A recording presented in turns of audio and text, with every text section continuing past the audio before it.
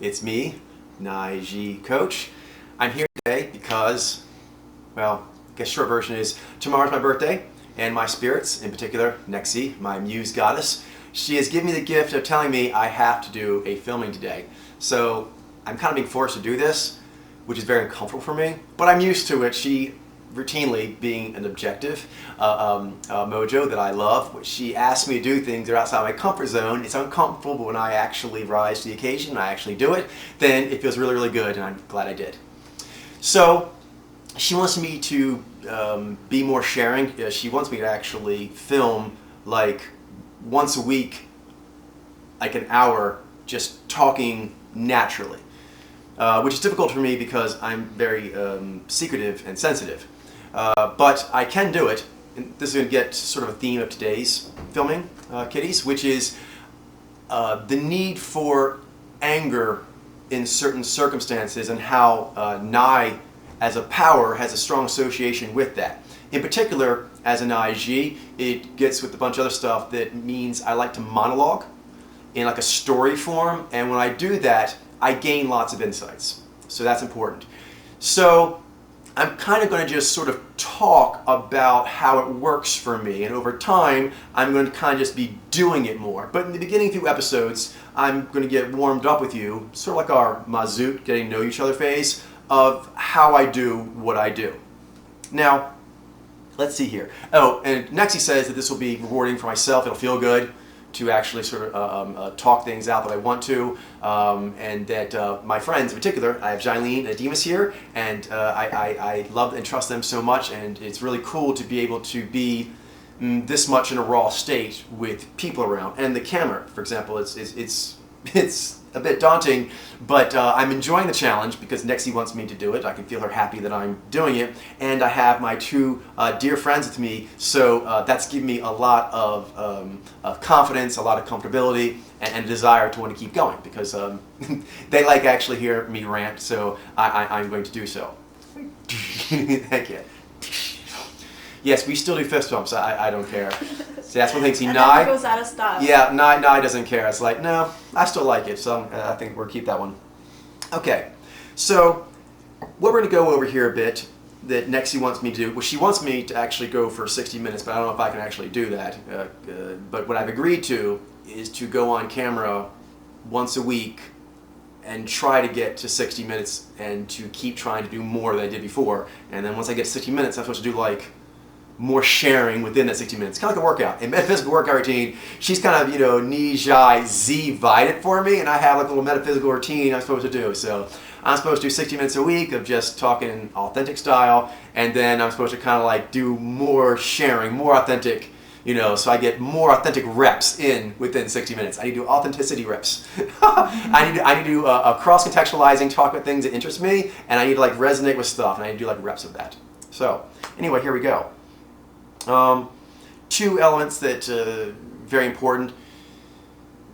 You guys should know this from being, learning about Naiji in general, but I'll just kind of keep sharing from my own personal space because that's what this channel is about. Truth Fire Dragon is about me doing this.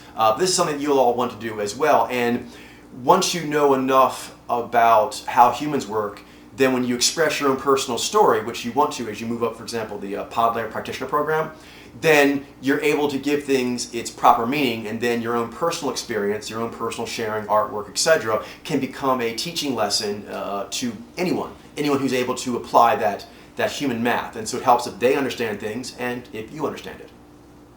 Alrighty. So for myself, there's going to be a theme of rage, dissatisfaction about stuff. That's important because it teaches me how to find what I'm looking for, because things like fear, confusion, fatigue, they can actually make you not look at the correct answer. And what gets you the correct answer is being angry enough to just eyeball it. Face your fears. So facing your fears is a kind of wisdom because you can't see what's there until you can do that. And so for myself, and you'll notice the theme with, say, Nai emojis in general, particularly say Nai Alpha, if you see stand-up comedians, Nai Alpha ones, they tend to need that edge, which is, I'm angry enough to say stuff that it's really always been there, but for some reason people were avoiding it. And that's what makes people giggle. It makes people giggle that someone got angry enough to just talk about that subject in that way. And that's kind of the basis of, Nigh Alpha humor. Probably Nigh humor in general. Nigh humor in general is like, it's always been there. I mean, it's weird that you didn't notice that. So I need to get worked up in order to come up with my truths. So that will be a running theme. The other one is my spirits. I need to get in touch with my spirits, which causes the ranting. So let's talk a little bit about the flavors of ranting. You've got the Mazout level, you've got Daryu, you've got Other, you've got Fumasta, Shiny Babe, etc.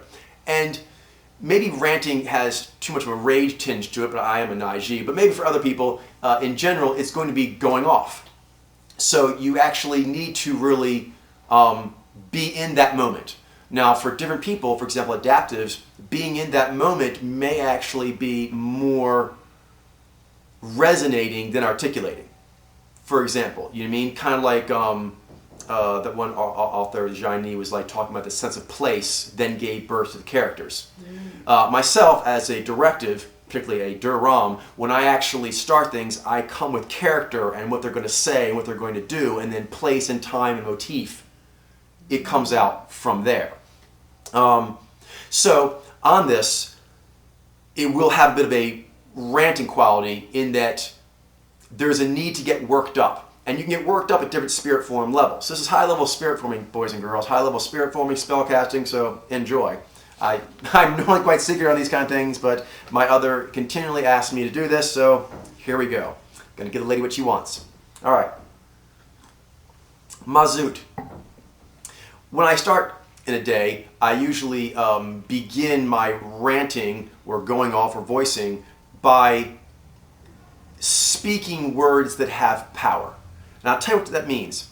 In Mazout, you have degrees of Mazout. We'll talk about degrees of these spirit forms in a second. But the crucial element is that even Mazout, to you, the apparatus, there is spirit form power. And there are degrees of more intimate, more close to you. And the ones that are closer to you, they have more power. So if you were to speak out loud your security code numbers for your accounts. This is Mazout. I mean, that's actually just world stuff, but it's like sensitive.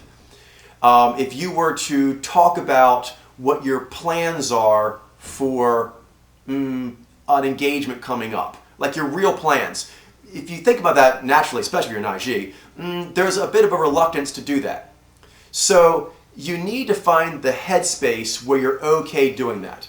So what I do, for example, is I like to take walks or be by myself in an apartment most of the time, or out driving if I'm into that for some time. But the main thing is I can speak where I'm like, so-and-so is such and such, and blah, blah, and it's very worldly concerns, which is why it's Mazout. But I actually just start saying what it really is. So Naiji, out here with the spell you have, as far as like dealing with your Mazout and sort of getting in touch with it, and also the headspace you need in order to do like righteous ranting, which is where your big, powers come from, is you need to find the physical space where you could talk about sensitive information like that. And we think about that, that's kind of like when you know you're talking between your apparatus and your Mazout. Your Mazout's kind of an autopilot, but your apparatus, you are aware that it's sort of like, that's like me with strangers, that's me with this, that's me with, very important colleagues. Like you gradate. And that recognition of gradation, that's your apparatus kind of like being aware of what's Mazout and what's you. So for me as an IG, I do that by voicing. I literally find some place quiet and I start saying things. For example, one thing that actually makes Naiji so awesome at undercover work and being acting is when I'm in the moment, I might need to shapeshift for survival reasons, and I'll just shift wherever I need to go, and memory will just be jettisoned. So the fear of reprisal keeps me from speaking truth. It also may keep me from actually getting myself messed up. Okay, But I don't want to continue to do that, or I what? Forget myself. You need to take a time out. Everyone should do this in their own spiritual way, whether you use voicing or not. You should take a time each day to actually like have you and your spirits have a little, meeting time. You know what I mean? Some love time, hangout time with you and your spirits.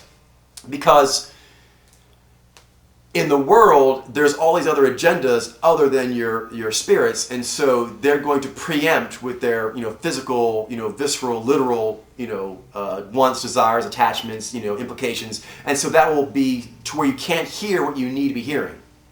So for myself, the anger helps me know that I need to hear myself think. Now that's a ridiculous thought to some people. In fact, a lot of times it's considered rather Devo behavior to be like, turn that off or do this, whatever, because I can't hear myself think. But you need to demand what you need, even if you cannot yet define what you need. And that's something, again, that Nye is good with. And I learn with my spirits when I get worked up. They'll actually give me passion and emotion on certain things, and it's almost like an illusion. I could have been sitting right next to that, like that's really important to me, that's really important to my adventure in life, but I didn't notice it. Because for some reason, like out in the world, recognizing that in real time is dangerous. And you've evolved, especially not you with shape-shifting, to not do things that are going to get you, put you at risk, put you at peril. So a lot of times, speaking that kind of truth, you've got to treat it like a little flame where you actually go somewhere and you kind of speak it to where you can't have anything push on you, and then you know what it is. And then you figure out how you're going to get it out there. Otherwise, when your brain attempts to do that, the implications just shut you down. It'll just shut you down. So, myself, I've always done this. I don't remember much of my life. I have a lot of amnesia, but I do know that I have spent every day of my life needing to do this. It's like an addiction, but it's a good one, and it's allowed me to do all these breakthroughs that I've done. I'm teaching all of you. So if you want to know how I'm doing it, long story short, Phenomnia. High-level Phenomnia. And for me, it involves ranting. If you're an IG, it's going to involve ranting. So I'm going to talk also to my IG friends out there. I got some really cool crew members. Talking like your life through, your current life events. If you're an IG, you're aware of this. If you just speak truthfully about events, just your natural canvassing truth, it tends to weird people out, offend them, think you're cold, think you're distant, like they can't believe you actually look at life that way. As an IG, you're aware of that if you just directly articulate it. So you actually have to go somewhere, and this is just a Mazook level. Just have you and your apparatus like separate from the Mazook. I need to like go and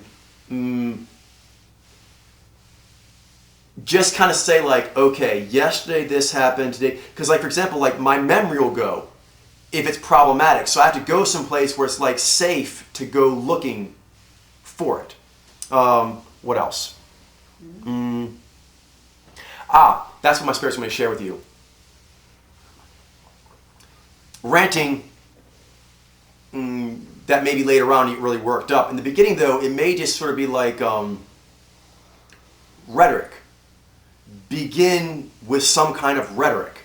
And one with your Mazoot is when you're alone, for myself, is I will start to talk about stuff. Like one thing actually I do frequently is my personal people, things that happened with my personal people. I'll just start talking about that, like what happened. For example, like with my personal people, there's always things that might be a little awkward. So they're not said as much. There needs to be a place where I actually just sort of like lay out the story of my people, those that I know and what's going on, and speak it. It can be in a calm voice, but I have to kind of just go, and so is here right now. An accounting, a measuring of the story and the characters in it, like, so here's what's going on in my life right now, and then like this person, is this a tragedy? Is it a comedy? Is there winning? Are they losing? And I'm just sort of like giving scores, not scores. I'm just sort of like definition. That's basically what you do. Start defining with your voice. The ranting will come naturally. Don't even worry about that. But the way, because I notice a lot in IG that they recognize that, ooh, I think I've been maybe like faux zen too long. Then they're like, okay, I need to get the anger up, but they either can't access the anger, or when they do, it comes out, not so, smooth. It doesn't come out as smooth as maybe you'd like it to. So I'm trying to tell you how you build it up. What I do this, I learned over the years, the dissatisfaction just comes in. I don't even have to try. So, Naiji, try this out. Take things that are going on with your life and basically talk to the people as if they're in the room with you and tell them about their life. Tell them you are this and you have this and these are your relationships and this is where your life came to till now. This is where you are now. This is where your life is going. Kind of play life coach. Play life coach with the various people in your life with them as imaginary friends. And speak in the kind of voice that is probably too authentic for you to ever say to them directly. That's the beginning. But that's the best information, and that will allow you to start figuring out what you can bring out into the world. But you start by figuring out what is the most truthful thing I could see and say. You need to create an environment. I like to rant either, again, in the car, alone in a place, or out walking someplace remote. Those are the best places to do it, and when you're there, just start kind of like, laying it out. Just kind of lay out the situation. You'll find that as you lay out the situation, 1, 2, 3, naturally there will be things that are more important to note than others. And the reason why that's been missed until now is usually something that you need to be pointed about. Take the bull by the horns. That's a general theme. So, as an IG, if you want to kind of work up the ability to do this kind of thing where your spirits teach you, you'll start by you teaching. Your spirits teach you as an IG by you teaching. Take imaginary friends of people you know and teach them about what's going on in their life. Another thing that works really well for this, I do frequently, is like Yahoo stories. I'll see a Yahoo story, and then in explaining the story to my friends, again, as an IG, it'll be very difficult for you to convey any relevant modern information and not be a persuasive speech. So you don't have to worry about that. That just happens naturally. But just take what's going on in your friends' lives or what's going on in stories on the news that interest you, and that makes it worldly. Those are real life people, your real life friends, or real life pop culture people, but it's real. That's what makes it rather Mazudi. You know what I mean? Is that it's going to be insight about how you feel, really feel, in a spiritual level about worldly stuff. Things with a lot of worldly context.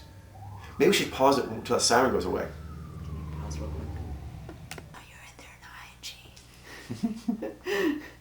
Cool. Thank you. All right, so we're back minus the sirens. Okay, we'll see how long it lasts. Let's go for it. Okay, so that builds up an authentic dialogue, and when you do that, you'll actually start having very strong opinions. As an IG, you naturally, even dominant IG, spend most of their time keeping what they feel and how strongly they feel about it hidden to some degree. And that's important, but you want to actually know what you feel yourself, even if you're not ready to share that. Okay, so those are two things that are there. Next is the Daryu. With the Daryu, generally, there are things that are holding yourself up, holding your friends up, and this is generally where I use a lot of anger because confusion comes up. And confusion, for example, like collaging. A lot of people have like, oh my goodness, that's so much data to have to learn, things like that. And it's like the dauntingness of it. And so you notice that sometimes, like when you look at like something that seems daunting, that actually like literally like it starts getting swirly, right? You get swoony. The size of it, your head just gets all swoony. Anger is really good at just cutting through that shit. Do you mean like, no, we don't have time for that? You mean like, snap out of it? Like, you know what I mean? Like, I think I'm getting faked. Don't, because you got work to do. Anger is really good. Like, yeah, there's no time for that shit. So just take the smelling salts and keep moving. So nigh works really great for that. Then fear actually, by the way, confusion, once you rage it and get past it, turns to a feeling of superiority as you are no longer confused. And empowerment, because you're no longer confused. But also you realize, other people are confused on that thing and I am not. I pushed myself. I use my anger. Fear needs to be converted because it's useful in order to realize what's going on with you, but once it gives the awareness, it will give an impetus to do something. If you don't do anything with the energy, it keeps building, it just starts shutting you down. So anger is really good to take sort of like, fear that's just sort of like sitting there going, throbbing fear, and go like, you are not really useful. And anger can actually go over and go, okay, I'm going to basically deputize you. You're basically like a lot of like anxious energy that could be doing some work. I deputize you as anger. And the anxiety like, but, right, but, and then anger's like, do you have something better to do? No. Won't this help? I guess. Well, then work. And so you can actually have your anger yell at your fear and tell it to work, and then you'll stop being scared. And then, obviously, a big one is resolution. Resolution generally involves doing something that you have avoided for some reason.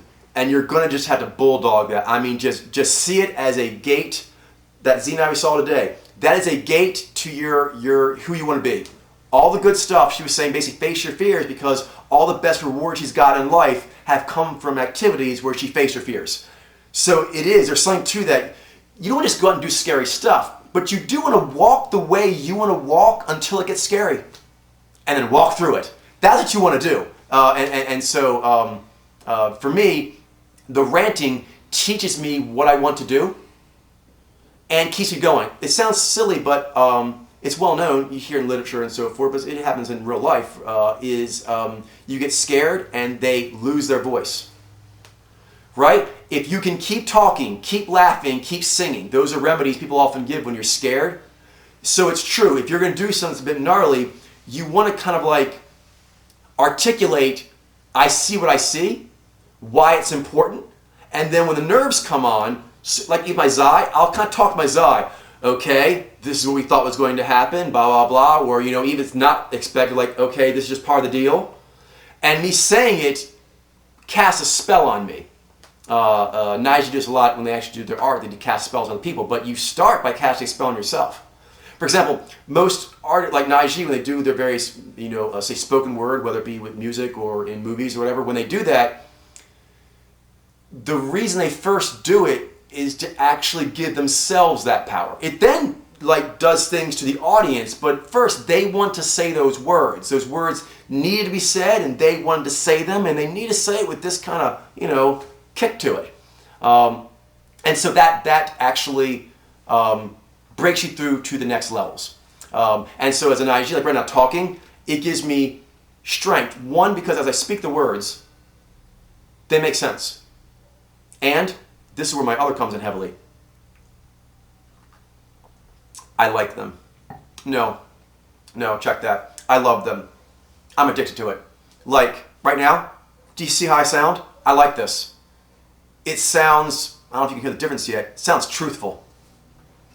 Can you hear my voice? Like, I'm going to tell you what I think on things. It's got a great sound to it. It just sounds better than other words do. When you're speaking like you want to be speaking. And for me, this is the state in which I can speak my beliefs and what I'm about most. So I like how it sounds on my ears. My other, she likes that sound. Like, kind of like a whole bunch of different songs I play. She likes, those are songs she likes. She likes ranty songs. She likes those, that's a style she likes. But the reason is because it tends to have the most truth in it. So that's what makes it spiffy. Let's see here. With other, go on there a little bit, is, with the Daryu real quick, makes it pretty fast and I'm going to just jump around a bit. But the Daryu, as far as ranting, generally when you start to actually talk about your life in a general way, the Mazout level, certain things will make you feel a little nervous. Not unlike when you do collaging and you're going through and someone make you feel a little, do you know what I mean? That's stuff you gotta go check on. There's always stuff, if you're gonna be a hero, you gotta go check on, you gotta go do some work. And so your Daryu lets you know, like, were you planning to fly? You should always be ready to fly to meet your other. And then when you go out to the area of the rockets, your Daryu will be there. If it's a healthy, good Daryu, it's there going like, are you ready? Have you done the things that make you able to fly to your other? Because you have your momentum. Your Daryu does a lot with, for example, your modulation powers. Like my Daryu as a Naiji has a lot to do with Zai and V. Bai and Z also in its own way, but as far as like me directly, I tend to talk with Zai and V. I have them consciously. So my conscious dialogue with my Daryu is generally like someone who is going to give me the Zai and V on whether or not my love rocket's going to make it out into outer space with my other. You know what I mean? So you're like, were you planning to fly today? You'll need fuel. You know, love rockets don't fly themselves, kid. That's kind of like the message. So it's to help me out, but the way it helped me is by telling me what I don't have yet to get what I want.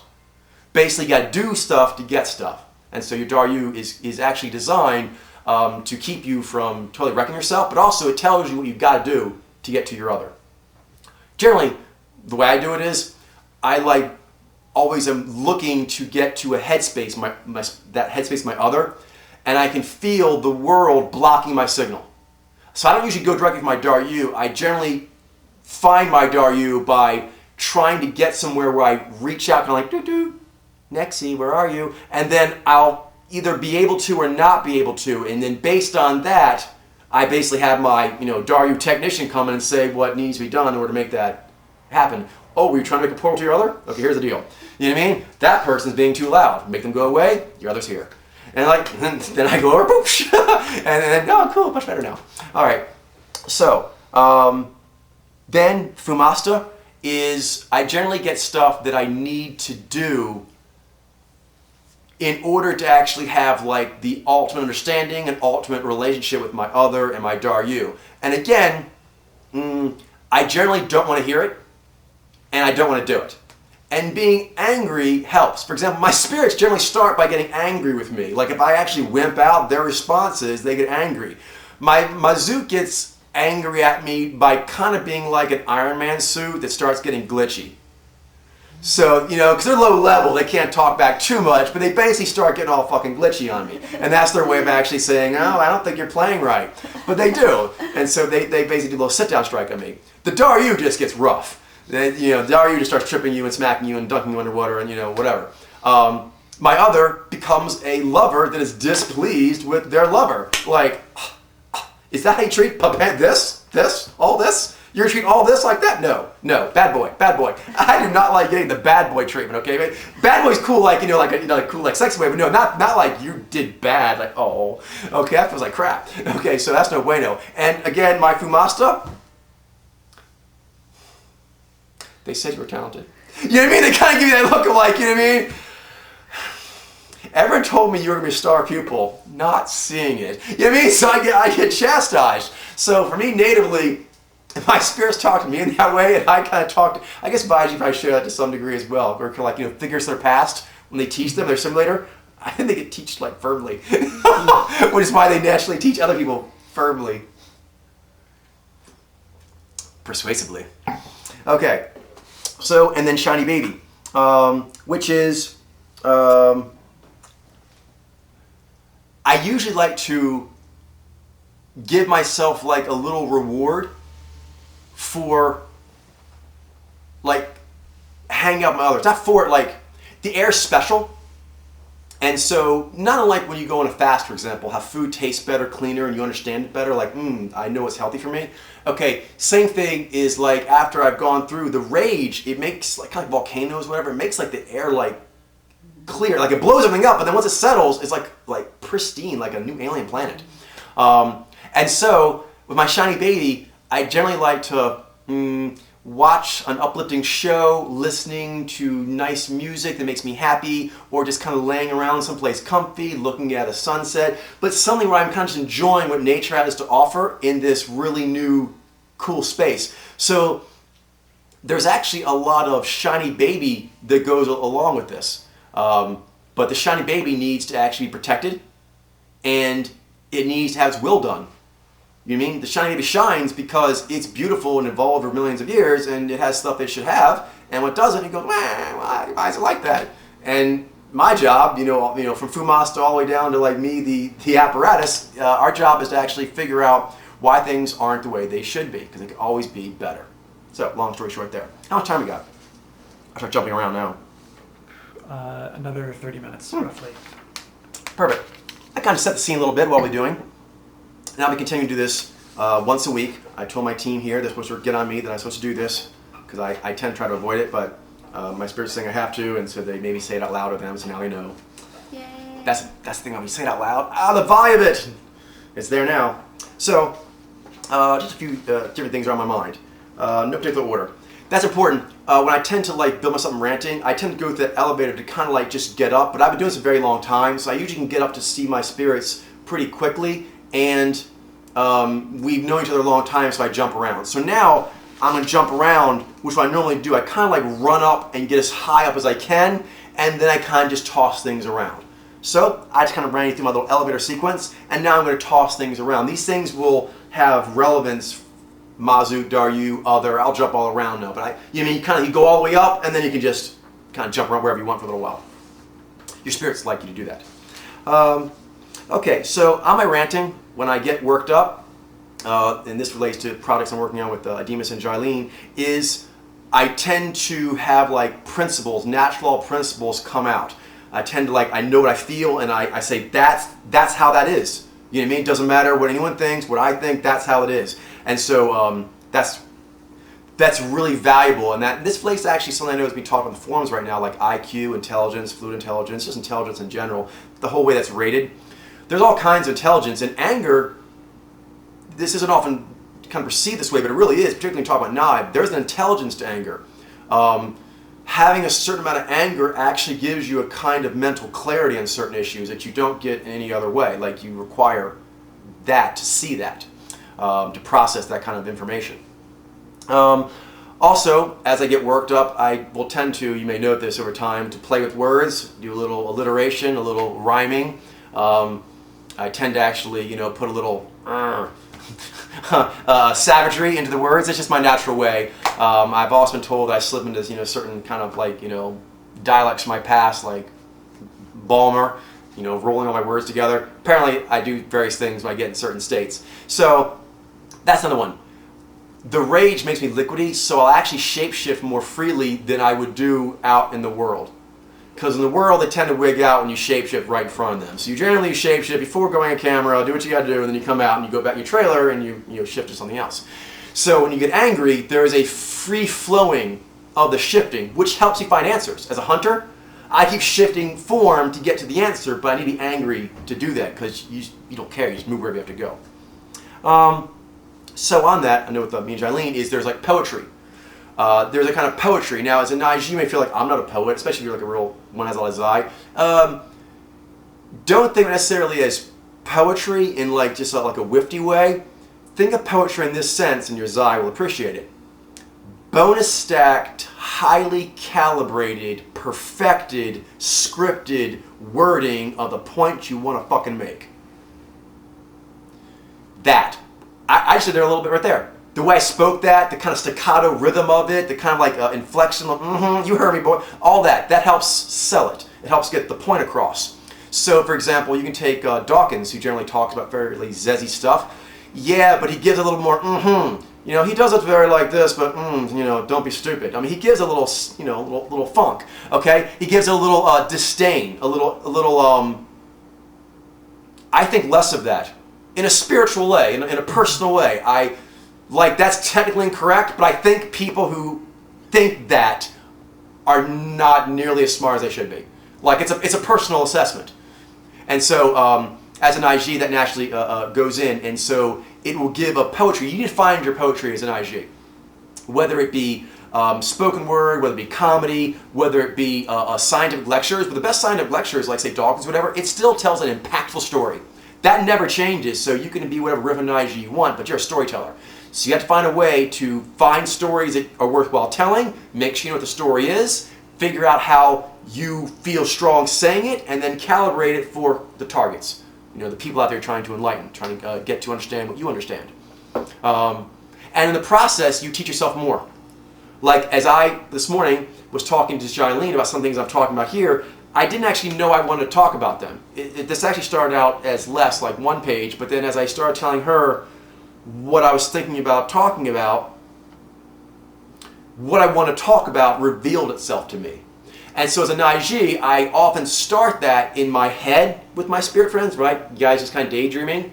Okay, but at some point, you actually want to dialogue with the creatures. Seriously, it doesn't matter if you're Naiji, what you're doing. You can be talking to planets, you can be talking to characters in your story, you can be talking to the music compared to your words, but you're going to kind of like say stuff and hear what the audience says back.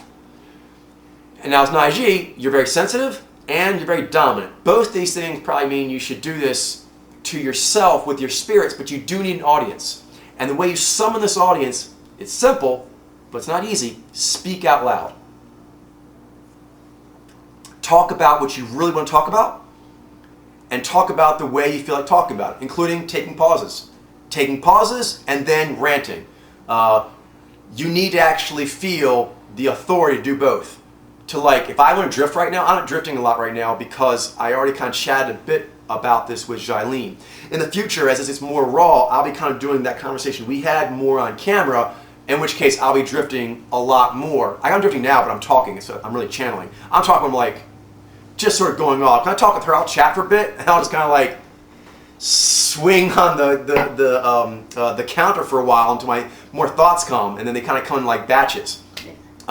So I'll be trying to show that more and more. But now I have it a bit more processed, which makes it easy for you to understand, but actually it's not its truest form, and therefore you're missing out on some of the truth.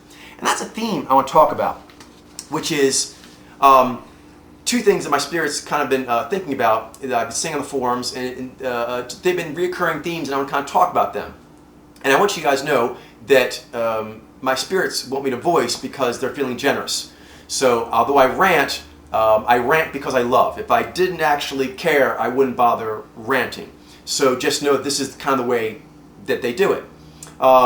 So some things my spirits were feeling keen on. When I woke up this morning, I started talking with my spirits in the early mornings by myself. These are the kind of things they were showing. One is the question about IQ and fluid intelligence. I'm going to let people just continue to talk on that as you are. That's fine. Excuse me. And I think that's good to actually have these kind of discussions. But I'm going to myself try to put the proper context on all discussions of that kind. The other thing is the question about collaging.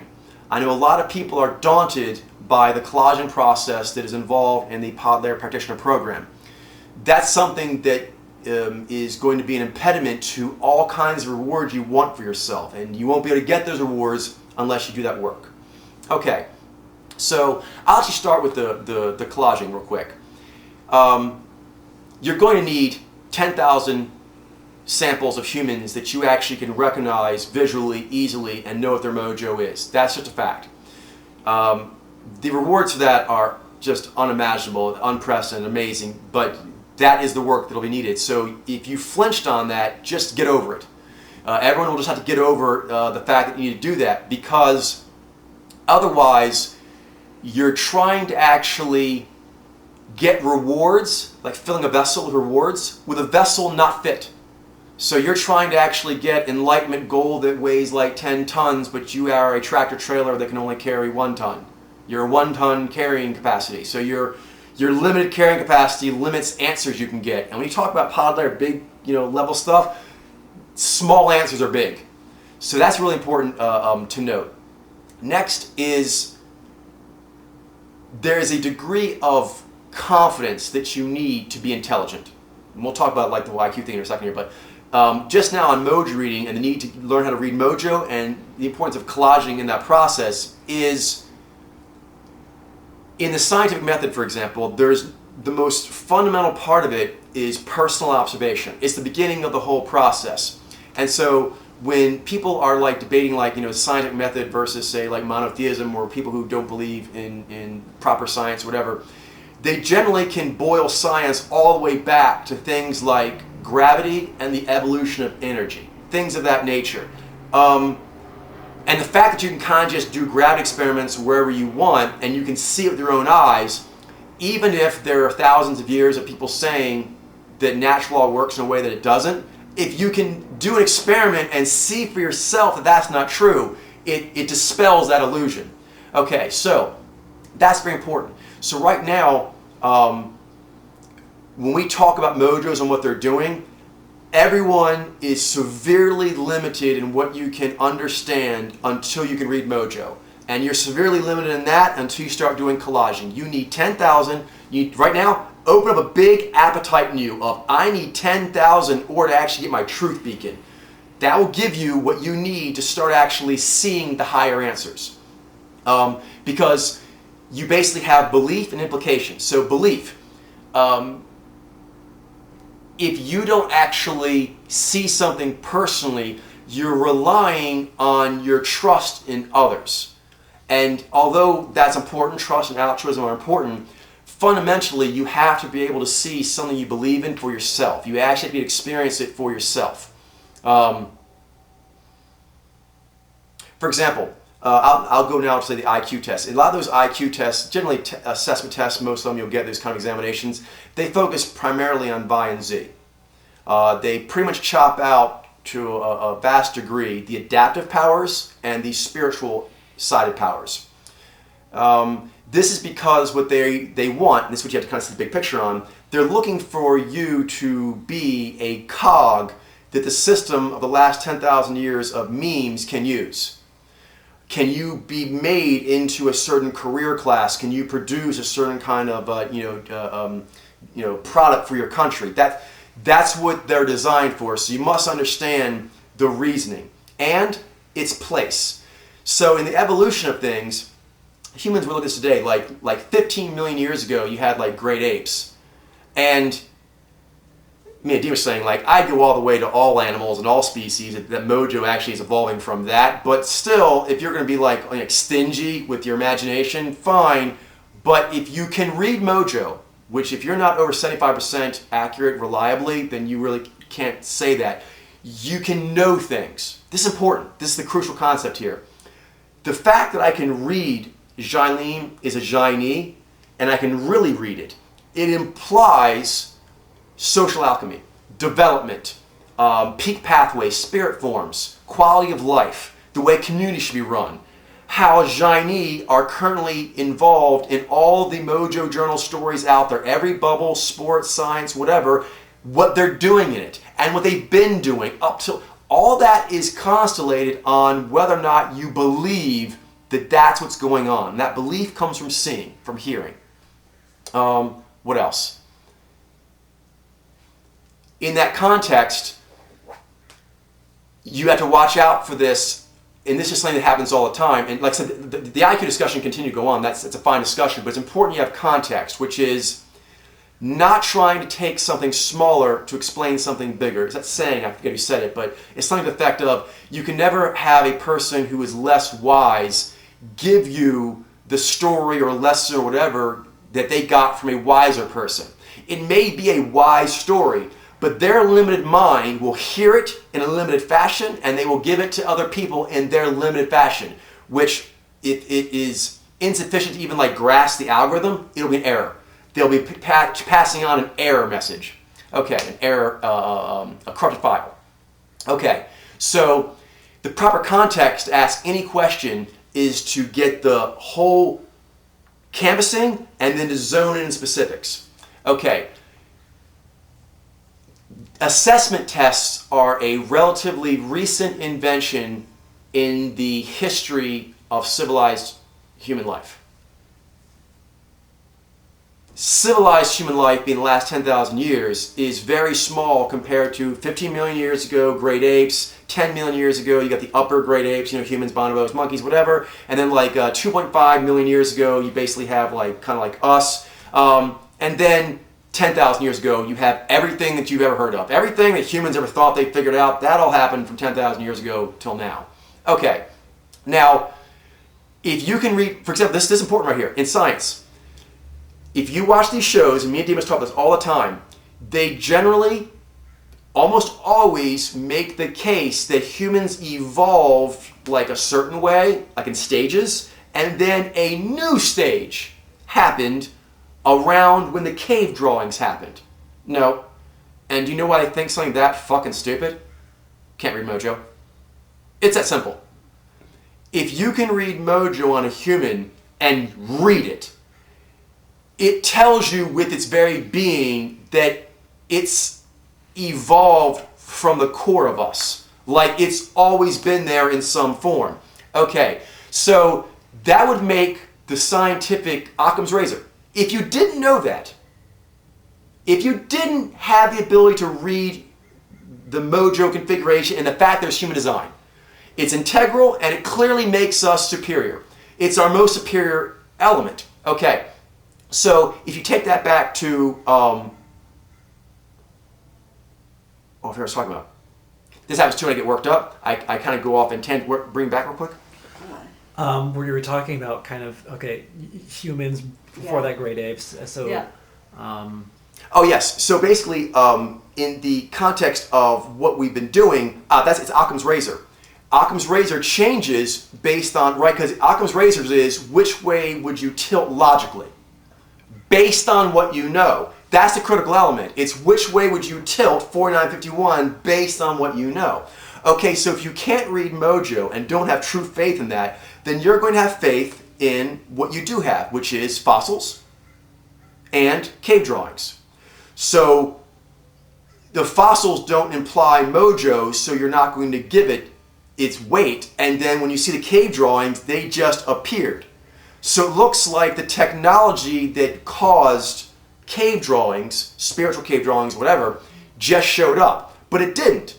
And if you're ever going to want to understand, for example, like how humans went from like grunting to more speeching to like throwing rocks to sticks to all the kind of stuff that we don't have because they didn't survive the thousands of years. Do you know what I mean? They broke down. Like humans, if you can read Mojo, seriously, there's no way if you have a brain and you can read Mojo that you'll look at humans and not realize that we're making a whole slew of tools with sticks that didn't survive until we found the stone ones that did. Okay? And in science right now, there's a general belief that you only go, and I understand science, which is why you need to fucking be able to read Mojo. Because with a scientific method in its heroic way, you give humans credit for that when you can see it, right? That's generally what they go with, I believe, in science, which is artifacts in the past and modern analogs. Those are two major things you use to say what's true. Okay, so if you don't have any analogs or historical evidence of something, then it doesn't exist, and therefore it doesn't factor into any of your thinking. Okay, so that's one that's very scientific-y is, and people don't immediately relate this. They think Mojo reading's cool, but I don't know if I need to read souls. You do, because it explains to you how humans work, and that explains to you how relationships work, and that explains to you how pretty much all existence works. And in a very scientific way, humans right now are generally given credit for what they do only on the physical evidence.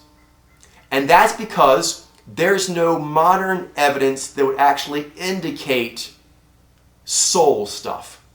Does it make sense? Now, since you can read Mojo, there's an implication. Since I can read you have a Mojo, seriously, you're not trusting me until you learn how to read. When you can read, it screams that this actually evolved for however long it took to get into this form. And so there's no question of, is it there and what's it for? Now see, that Nijad was talking today was talking about the over-specificity of evaluations. And he's basically talking about Vi and Z. So most evaluations, they're looking for a system to use you as a tool. So realize that. It's a tool assessment. Now, Vi and Z are very good at doing that. But even something as big as V, which I've always thought very odd, most like IQ tests do not include a physical component. You know, most educational tracks, they basically have like the academic track, and they have like the physical track, and they have like the renegade track. These are all intelligences that if you can read, you can clearly tell everyone has these things and they're one thing. But they're treated separately, and questions about them, questions about intelligence, are posed separate from synopnia because they were developed without understanding that. It's important to understand that every current tool that is out there is working with two things, and you must constantly keep this in your mind. Be angry if you need to, but keep this in your mind's eye. They're working pre-Mojo understanding, and they have unhealthy, unbalanced personal interests that are driving why it was all made. So the reason you have IQ tests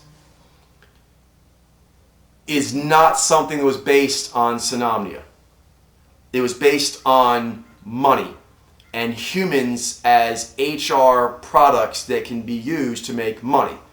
It's basically to a large degree, you basically take the same kind of things you'd use to assess products and goods coming into your warehouse and what you can construct from them and make a profit off of, but you're using humans. And it's good for that, which is why governments like it, because governments need to think of their populace as large workforces and do those kinds of numbers. But it misses out on physicality, it misses out on the inventiveness of Zai. The healing quality that Zai gives, there's no verbal way to really approximate that, just something that you experience. And it knows things without being able to speak it. So right then, like most tests, the very format of the test, a written out question with like answers that end a beat. Like da da da, and the answer is, and you give like, so it's actually designed for example, like left brain thinking in a lot of ways. So Vi and Z, right? Vi and Z particularly, and that gets into something else because it kind of, the most evaluations you'll see out there for like academia and so forth, and generally like, how smart are you?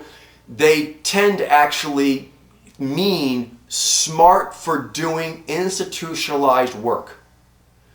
They don't say that, it says intelligence, they don't mean, but they mean intelligence for actually being a useful widget. Because there's nothing less intelligent about being, say, kinetically gifted.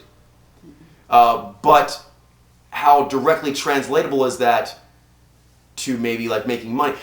Tests in general, they're basically about actually increasing status and making money, getting job, employment, things of that nature, which are fine and noble to do.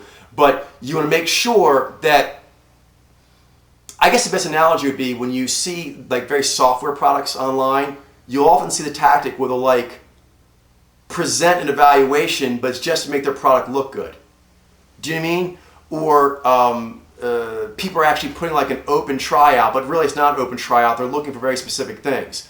So most evaluations out there, well, all evaluations are actually not incorporating Mojo, so they really don't know what they're doing. They don't even understand what intelligence is. Coming from a biased perspective. But now the next one is very few, even ones who don't know what they're doing, actually have pure motives. So there's generally a skewed motive, and they're not actually looking at the whole thing. So long story short, civilization of humans, 15 million years ago, I think you gotta say Mojo started there, minimum 2.5 million years ago. Assessment tests basically came about primarily during two eras. I mean, they've been around a long time, but they came out a lot during when humans got built up like large agricultural civilizations. There started needing to be like, how much grain can we make a year? When humans started storing grain for years on end, there really started becoming an equation of like how much work can a human do towards how much grain, towards how big and powerful is our city-state. During that period, standardized testing of how useful are you to the state comes in. That kicked up there, and then it kicked up again big time in the industrial age when a huge slew of highly specialized jobs came in, and people want to know, do you have the intellect, the IQ, that you will be able to do this special work I need? So that's important. is most tests are basically evaluations for how useful are you for the system to get work done. That's not bad in general, but right now it is because of the memes for the last 10,000 years not knowing what they're doing. Because 9G are great at mojo reading and a whole bunch of other things that are outside those tests. For example, Z is not my thing, but on tests like that, I, over the years, have routinely done very well on them. And I've always felt, I'm sure Gina feels it as well, that I was kind of like cheating, in that I could get very high scores on tests without actually understanding the material. So most evaluations, they actually do two things wrong. One, it tends to skip about 6 of the powers to a large degree. And then on the 2 powers it does, a lot of times, like in my case, I'm doing Nai, Ji, Zai. That's how I get the answers to those kinds of things. I often score quite high. But if they were to get me, they wouldn't get what they thought they were getting. The evaluation did not actually correctly evaluate me. They actually got like sort of like a, poker playing, code breaker. You actually thought you got someone who could answer a chemistry question. Do you know what I mean? So they're not adequate in that way. And if you try, this is the most important part, if you try to build up, Demon Shoot does this all the time, where people keep trying to understand pod layer by coming into it from typology. No, I know people don't hear this. You gotta scrap the shit. You gotta completely just drop it. It's in the way of the actual real things you need to know about. Not outside of the scope of that. It is. It doesn't mean you can't go to them. For example, we've actually done things like PSAs at Typology Town, but you always must go down to it, not the other way around. So, for example, like the questions right now with the IQ and the fluid intelligence, I think it's a fascinating conversation. But it's important to understand that this is about the evolution of human intelligence, human ability, which has started at least about 15 million years ago in a mojo form. And that now has some very narrow examinations like IQ tests. They're trying to actually get some understanding for a very biased reason. And within that, it's useful. For example, we often talk about like typology tests. They're actually pointless as far as telling you like what your mojo is, because they don't work, which is why you would never use them that way. But once you can read mojo, then you can go back to them downward, and you're like, interesting, that Zhai thinks that they're this, that Naiji thinks, and the fact that they actually used a stupid model, you're like, why did they get possessed by a stupid model? Interesting. How has a stupid model made them think something other than what the answer is that's right in front of them? And from that context, it's interesting. For example, like fluid IQ things and things like that, it's fascinating in that humans have taken the synonymy of 8 and attempted to slice it so small and pointless. Do you mean because you're actually taking something that's actually super evolved, cutting edge, and works holistically, and are dumbing it down, taking a slice and stripping it of its power. And stripping it of its power and what it means. So anyway, it just I find that kind of fascinating. So, long story short, I'm feeling strong. Things are going very well, and for that, I actually am feeling a desire from Nexi to kind of give you guys goodies, and the goodies I actually give are ranting goodies. And so here's my rant for you to get you fired up. You want to actually take a very cosmic scope, energy evolution, bioevolution context on everything you bring into here, and recognize that like gravity and the evolution of your bones, that trumps anything Harvard has ever done. Any study that has ever been done by the last 10,000 years of Y and Z is completely fucking meaningless to like, I say gravity's gonna do this, and guess what, it does that. Okay, that's just natural law, and that trumps it. And why did that work? Because that's the way gravity's been working for the last however many gazillion years. Okay, so use that cosmic level, species level, apes all the way down to now kind of context when you're looking at various evaluations that typology or Harvard or Christian Science Theater or what the fuck it is actually trying to use to assess humans. Assess the assessment. That's my nigh to you. Assess the assessment. Then, long story short, how do you assess? With your lens. And your lens needs to collage. You need to collage, you need to level up and get those abilities, and when you do that, you'll be able to answer a lot of your own questions. And when you're given the correct answers, you'll be able to see it and go, yes, with a kind of belief and confidence and sureness, mastery that only comes when you can actually see a thing. So, kids, get on it. Hope you enjoyed this. Nexie was happy. So there we go. Look for more in the future. But pay attention to those things, and your progress will go much faster, and you will be glad you did it. All right? Yay. Cool.